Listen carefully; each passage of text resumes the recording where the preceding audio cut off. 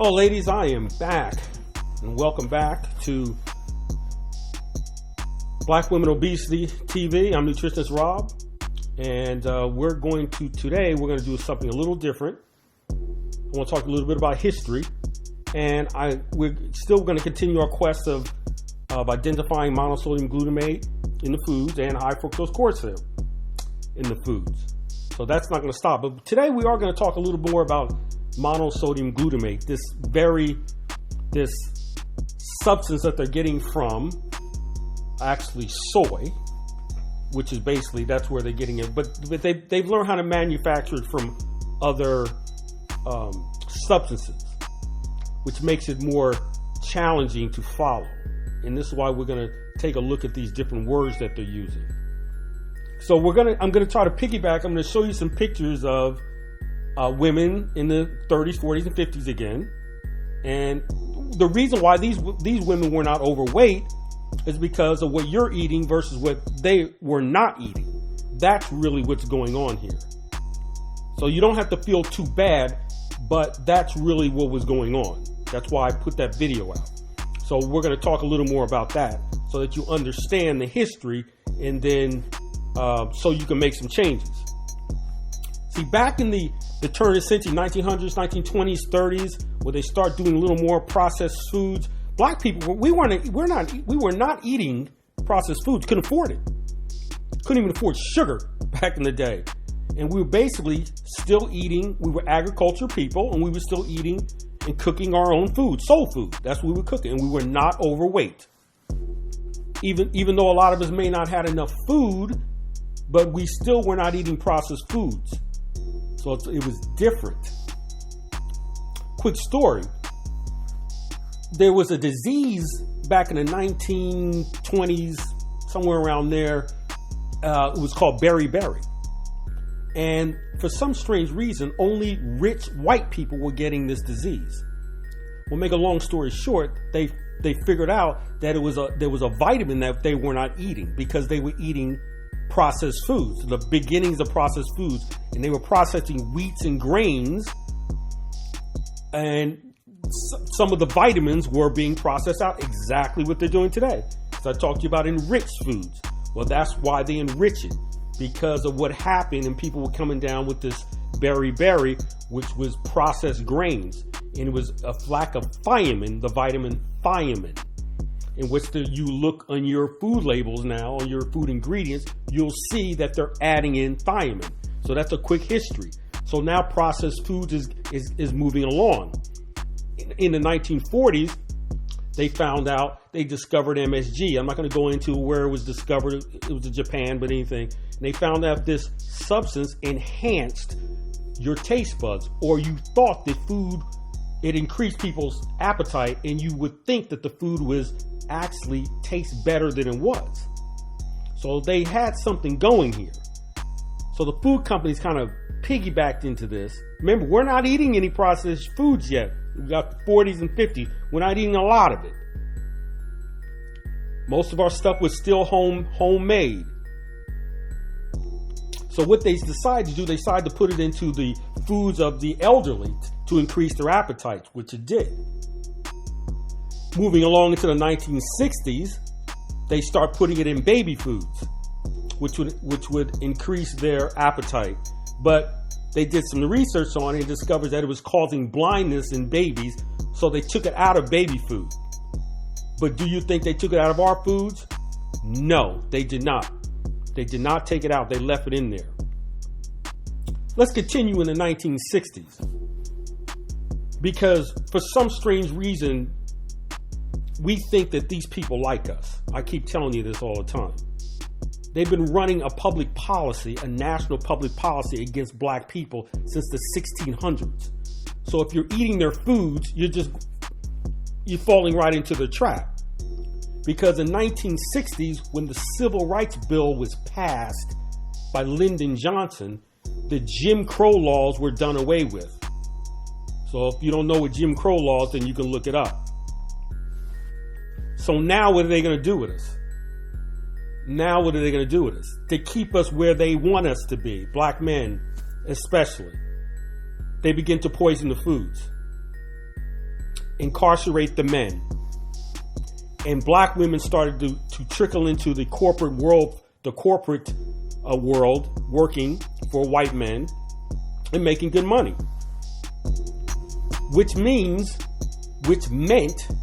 that we began to eat more processed food. They know this. They do. They know we're going to do what they tell us to do, and we fell into their trap by eating their poisonous foods. And when I was in the 70s, I began to eat poisonous foods myself, and I watched us get bigger and bigger and bigger. And diabetes got bigger and bigger and bigger. This is all by design. It's all there to keep us down, to keep us overweight, to create disease. You always have to understand something. When the medical industry can try to fix you, they also know how to break you down. And they know how to break us down. We just fallen for the trap. So what they did, they put the majority of these processed foods in black neighborhoods. It's all over the country. Now it's all over the world. But the majority of this was in black neighborhoods. When I got out of college, one of my first jobs, I worked for a food company. And I ran into a guy who sold Hostess pies. Remember those pies? Oh, great. They were good. Hostess pies and cakes and all that. Unbelievable. And he said, long story short, he was telling me, I don't sell this stuff in white neighborhoods. The white private schools will not take any of this stuff. We only sell to black neighborhoods. And at the time I was young and I was like, really? And he was pretty straight up with that. See, we don't know the rules and we don't know the game. That's why you get a lawyer. He knows the rules and he knows how to play the game. We don't know the rules and we don't know the game. This is all a game to them. I watch the ingredients in the food. They're constantly changing the words. And they know you're not reading them and you're just buying them.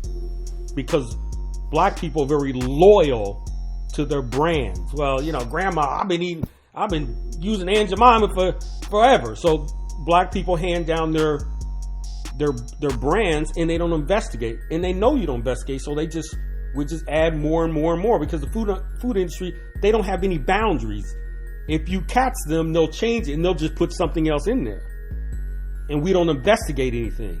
We don't research anything. You have to research. So all these women back in the day, right? All these black women back in the day, they didn't really know what was going on because they weren't really involved with all this processed foods, man. They were not involved in it until we were injected more into white society. That's when our health changed. Diabetes came, hypertension came. It wasn't as big back then. Unfortunately, we do whatever they say. Whatever these people say, we do. And I'm trying to tell you to keep this stuff out of your house. And I'm going to keep showing you ingredients of foods, because they have it down to a science on how to make you overweight. And the thing is that you don't believe that, and you believe them, and I'm giving you information. So you're making a decision here. And the reason you're so emotional about it is because they make you emotional. They put this MSG makes you think that the food tastes better than it is. It's all a mind game. When they make foods, and we're going to go over to the science of it, the food doesn't taste like anything. It's bland. And they add in these MSG, chemicals, sugars, and fats to make it taste good. It's not food. It's just fillers with chemicals to make it taste good. The same chemicals, the same companies that make your cleaning products are the same companies that makes these aromas and smells in your foods, same companies. And we'll talk about that. And lastly, I had some pictures of some young kids back in the day, young black kids. Obviously, they were exercising, they were running in the street, they were playing. They weren't playing video games like they are now inside. But they were not overweight either. The kids were not. I remember when I was in high school, there was no one overweight. One or two kids. And I said that in the last video. So remember, I'm talking about the same substances that make the mice overweight. That's how they make mice overweight. And I keep repeating myself all the time. And they figure out a way to blow us up. Listen, white people will be nice to you. And I have white friends. I have people who are very nice to me. We have a glass of wine together. We can hang out. But they don't understand none of this. Because they like white supremacy. They do well in it. We react very violently to these processed foods. Basically, we are sick because of these foods.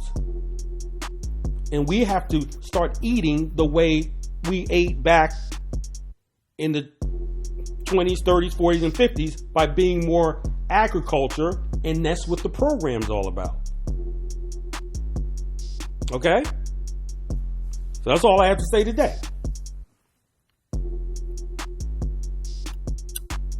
Just a little history on what's going on so you can, just think about this. This is all by design, okay? So I'll see you in the next video. Oh yeah, please, look, I always forget. Please, you gotta subscribe. You gotta tell everybody else about what's going on. You gotta talk about this. You have to tell people about this channel. Because we have to have our own program. Okay? We're gonna do it. All right, enjoy your blessings. I'm out.